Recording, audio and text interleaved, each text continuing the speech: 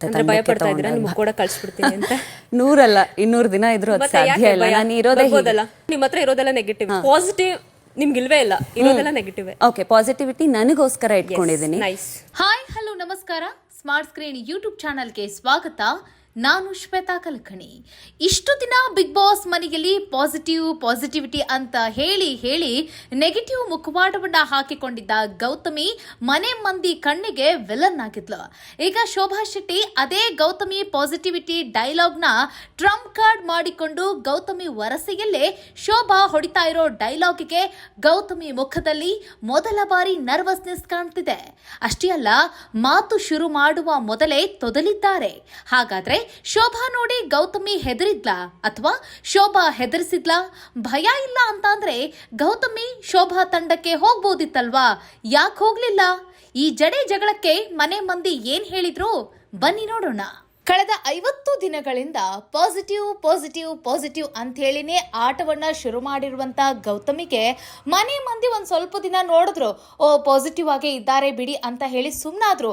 ಆದ್ರೆ ಪದೇ ಅವರು ಅದನ್ನೇ ರಿಪೀಟ್ ಮಾಡ್ತಾ, ಆದ್ರೆ ಅವರು ಪಾಸಿಟಿವ್ ಅಂತ ಹೇಳಿ ಬಾಯಿ ಮಾತಲ್ಲೇ ಹೇಳ್ತಾ ಅವರು ಹಾಕಿಕೊಂಡಿದ್ದು ನೆಗೆಟಿವ್ ಶೇಡ್ ಅನ್ನೋದು ಮನೆ ಮಂದಿಗೆ ಗೊತ್ತಾಗ್ತಾ ಹೋಗುತ್ತೆ.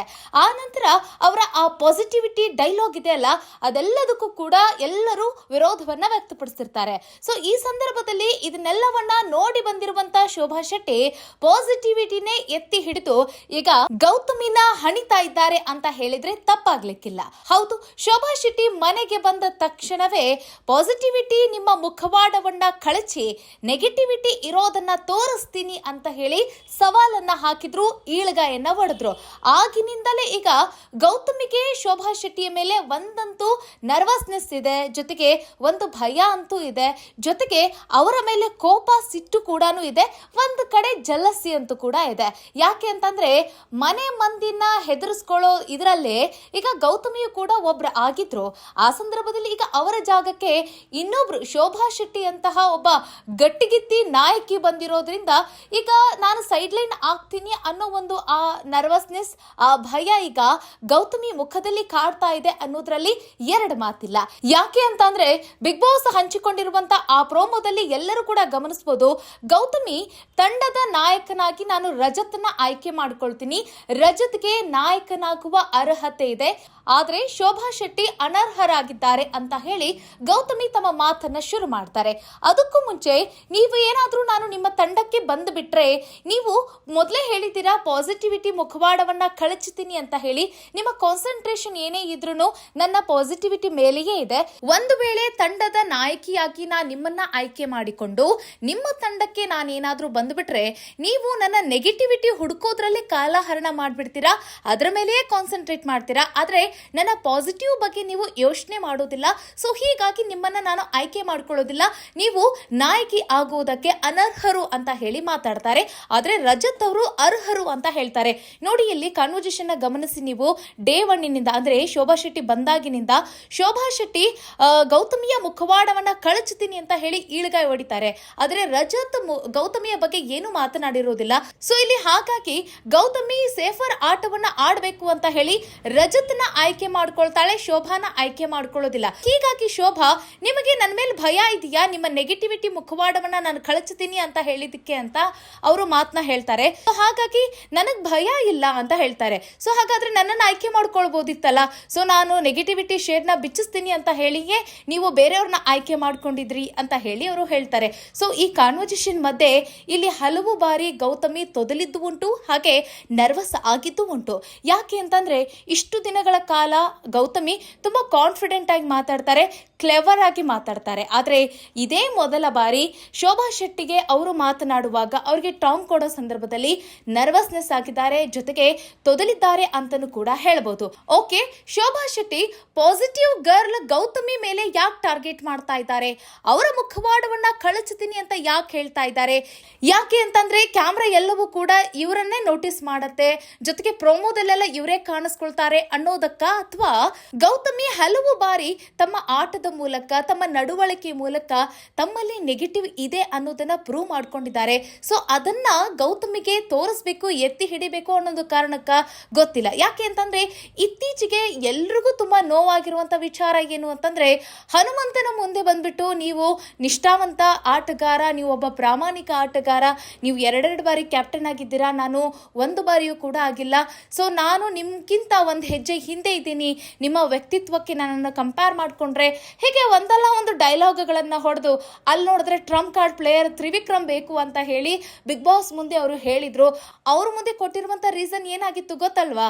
ಹನುಮಂತನಿಗೆ ಸೀರಿಯಸ್ನೆಸ್ ಇಲ್ಲ, ಹನುಮಂತನಿಗೆ ಆಟ ಆಡಲು ಮನಸ್ಸು ಬಂದ್ರೆ ಮಾತ್ರ ಅವರು ಆಟ ಆಡ್ತಾರೆ, ಎಲ್ಲರ ಮಾತನ್ನ ಅವರು ಕೇಳೋದಿಲ್ಲ, ತಮಗಿಷ್ಟ ಆದ್ರೆ ತಮಗ್ ತಿಳಿದ್ರೆ ಮಾತ್ರ ಆಟ ಆಡ್ತಾರೆ ಅಂತ ಹೇಳಿ ಅವ್ರ ಮೇಲೆ ಆರೋಪವನ್ನ ಮಾಡಿದ್ರು. ತದನಂತರ ಅವರೇ ಆಟದಲ್ಲಿ ಹನುಮಂತನ ಜೊತೆ ಸೇರಿ ಗೆದ್ದಾಗ ಮನವರಿಕೆ ಆದ್ಮೇಲೆ ಅವರಿಗೆ ಸಾರಿಯನ್ನ ಕೇಳಿದ್ರು, ಮತ್ತೆ ಪಶ್ಚಾತ್ತಾಪವನ್ನು ಕೂಡ ಪಟ್ಟಿದ್ರು. ಗೌತಮಿ ಪಾಸಿಟಿವ್ ಅಂತ ಹೇಳಿ ನೆಗೆಟಿವ್ ಶೇಡ್ ನ ಹಾಕಿಕೊಂಡಿದ್ದಾಳೆ ಅನ್ನೋದಕ್ಕೆ ಮತ್ತೊಂದು ಎಕ್ಸಾಂಪಲ್ ನಾವು ನೋಡೋದಾದ್ರೆ, ಇಲ್ಲಿ ನಾವು ಇತ್ತೀಚೆಗೆ ಮಂಜಣ್ಣ ಮತ್ತೆ ಗೌತಮಿ ಮತ್ತೆ ಮೋಕ್ಷಿತಾ ಇವ್ರ 3 ಜನ ಒಗ್ಗಟ್ಟಾಗಿ ನಿಂತ್ಕೊಂಡು ಸ್ನೇಹಿತರಾಗಿರೋದನ್ನ ನೀವು ನೋಡಿದಿರಿ, ಮತ್ತೆ ಪ್ಲಾನ್ ಗಳನ್ನ ಮಾಡೋದನ್ನ ನೋಡಿದಿರಿ, ಮತ್ತೆ ಮ್ಯಾಚ್ ಫಿಕ್ಸಿಂಗ್ ಮಾಡೋದನ್ನು ಕೂಡ ಗಮನಿಸಿದಿರಿ. ಆದ್ರೆ ಇತ್ತೀಚೆಗೆ ಇವರ 3 ಸ್ನೇಹ ಒಡಕು ಆಗ್ತಾ ಇದೆ, ಒಡಿತಾ ಇದೆ ಅನ್ನೋದನ್ನು ನೀವು ಗಮನಿಸಬಹುದು. ಯಾಕೆ ಅಂತಂದ್ರೆ ಅದರಲ್ಲೂ ಇತ್ತೀಚೆಗೆ ಮೋಕ್ಷಿತಾ ಇವರಿಬ್ರು ಸೇರಿ ನನ್ನನ್ನ ಕುಗ್ಗಿಸ್ತಾ ಇದ್ದಾರೆ, ಆಟದಲ್ಲಿ ನನ್ನನ್ನ ಬಲಹೀನಳನ್ನಾಗಿ ಮಾಡ್ತಾ ಇದ್ದಾರೆ, ಸೊ ಇವರಿಬ್ರೇ ನೋಟಿಸ್ ಆಗ್ತಾ ಇದ್ದಾರೆ, ನನ್ನನ್ನ ಝೀರೋ ಮಾಡ್ತಾ ಇದ್ದಾರೆ, ಡಮ್ಮಿ ಮಾಡ್ತಾ ಇದ್ದಾರೆ ಅಂತ ಹೇಳಿ ಅವರೊಂದು ಸ್ಟ್ಯಾಂಡ್ ತಗೊಂಡು ಈಗ ಇವರ 3 ಫ್ರೆಂಡ್ಶಿಪ್ ಏನಿತ್ತಲ್ಲ ಇವರಿಬ್ಬರನ್ನ ಬಿಟ್ಟು ಅವರು ಹೊರಗಡೆ ಬಂದಿರೋದು ಕೂಡ ಉಂಟು. ಅದರಲ್ಲಿ ಅವ್ರು ಹೇಳ್ತಾ ಇರ್ತಾರೆ, ಹಲವು ಪಾಯಿಂಟ್ಸ್ ನ ಇಂಡೈರೆಕ್ಟ್ ಆಗಿ ಹೇಳ್ತಿರ್ತಾರೆ, ನೀವು ನನ್ನನ್ನ ಹತ್ತಿಕ್ತಾ ಇದ್ದೀರಾ, ನೀವಷ್ಟೇ ನೋಟಿಸ್ ಆಗ್ತಿದ್ದೀರಾ, ನನ್ನನ್ನ ಹಿಂದೆ ಹಾಕ್ತಾ ಇದ್ದೀರಾ ಅಂತ ಕೂಡ ಹೇಳಿರ್ತಾರೆ.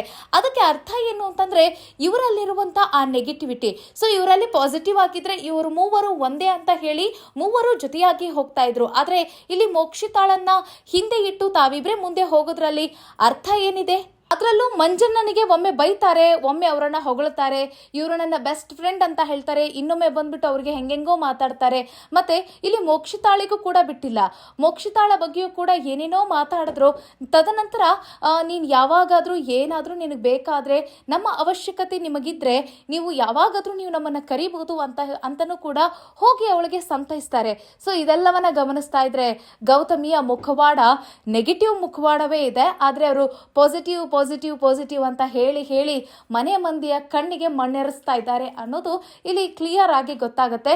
ಸೊ ಇದೆಲ್ಲವನ್ನ ನೋಟಿಸ್ ಮಾಡಿ, ಇದೆಲ್ಲವನ್ನ ಪಾಯಿಂಟ್ಸ್ ಮಾಡ್ಕೊಂಡು ಬಂದಿರುವಂತಹ ಶೋಭಾ ಶೆಟ್ಟಿ ಗೌತಮಿಯ ಪಾಸಿಟಿವಿಟಿ ಅಂತ ಹೇಳಿ ನೆಗೆಟಿವಿಟಿ ಮುಖವಾಡವನ್ನ ಹಾಕೊಂಡಿದ್ದಾರಲ್ಲ, ಆ ಮುಖವಾಡವನ್ನ ಕಳಚ್ತೀನಿ ಅಂತ ಹೇಳಿ ಈಗ ಶೋಭಾ ಶೆಟ್ಟಿ ಡೈಲಾಗ್ ಹೊಡಿತಾ ಇದ್ದಾರೆ. ಸೊ ಇದಕ್ಕೆ ತತ್ತರಿಸಿರುವಂತ ಗೌತಮಿ ಈಗ ಶೋಭಾ ಶೆಟ್ಟಿಯಿಂದ ಹೆಂಗ್ ತಪ್ಪಿಸ್ಕೊಳ್ತಾರೆ ಅನ್ನೋದನ್ನ ನಾವು ನೋಡ್ಬೇಕಾಗತ್ತೆ. ಜೊತೆಗೆ ಶೋಭಾ ಶೆಟ್ಟಿ ಮತ್ತೆ ಗೌತಮಿಯ ಆಟ ಇನ್ ಮುಂದೆ ಹೇಗಿರತ್ತೆ, ಇವರಿಬ್ಬರ ನಡುವೆ ಜಡೆ ಜಗಳ ಆಗುತ್ತಾ, ಅಥವಾ ಇವರಿಬ್ಬರ ನಡುವೆ ನಡೆಯುವಂತ ಆ ಜುಗಲ್ಬಂದಿ ಹೇಗಿರತ್ತೆ ಅನ್ನೋದನ್ನ ಕಾದ್ ನೋಡೋಣ ಅಂತ ಹೇಳ್ತಾ, ನಿಮಗೆ ಈಗ ಗೌತಮಿಯ ಬಗ್ಗೆ ಏನ್ ಅಭಿಪ್ರಾಯ ಬರ್ತಾ ಇದೆ, ಮತ್ತೆ ಶೋಭಾ ಶೆಟ್ಟಿಯ ಬಗ್ಗೆ ಏನ್ ಅಭಿಪ್ರಾಯ ಬರ್ತಾ ಇದೆ? ನಿಜಕ್ಕೂ ಗೌತಮಿ ಈಗ ಪಾಸಿಟಿವಿಟಿ ಅಂತ ಹೇಳಿ ಗೌತಮಿ ನೆಗೆಟಿವಿಟಿ ಶೇಡ್ ನ ಹಾಕಿಕೊಂಡಿದ್ದಾಳ ಅನ್ನೋದನ್ನ ನೀವು ಕಾಮೆಂಟ್ ಮಾಡೋದನ್ನ ತಿಳಿಸಿ ಅಂತ ಹೇಳ್ತಾ, ಜೊತೆಗೆ ಇಲ್ಲಿ ಶೋಭಾ ಶೆಟ್ಟಿ ನೆಗೆಟಿವಿಟಿ ಮುಖವಾಡವನ್ನ ಕಳಚ್ತೀನಿ ಅಂತ ಹೇಳಿದಾಳೆ, ಅವರು ಅಂದಿರುವಂತ ಆ ಮಾತು ಸರಿಯೇ? ಇದೆಲ್ಲದರ ಬಗ್ಗೆ ಕಾಮೆಂಟ್ ಮಾಡಿ ಅಂತ ಹೇಳ್ತಾ ಮುಂದಿನ ವಿಡಿಯೋದಲ್ಲಿ ಮತ್ತೊಂದು ವಿಚಾರದೊಂದಿಗೆ ಸಿಗೋಣ. ನಮಸ್ಕಾರ.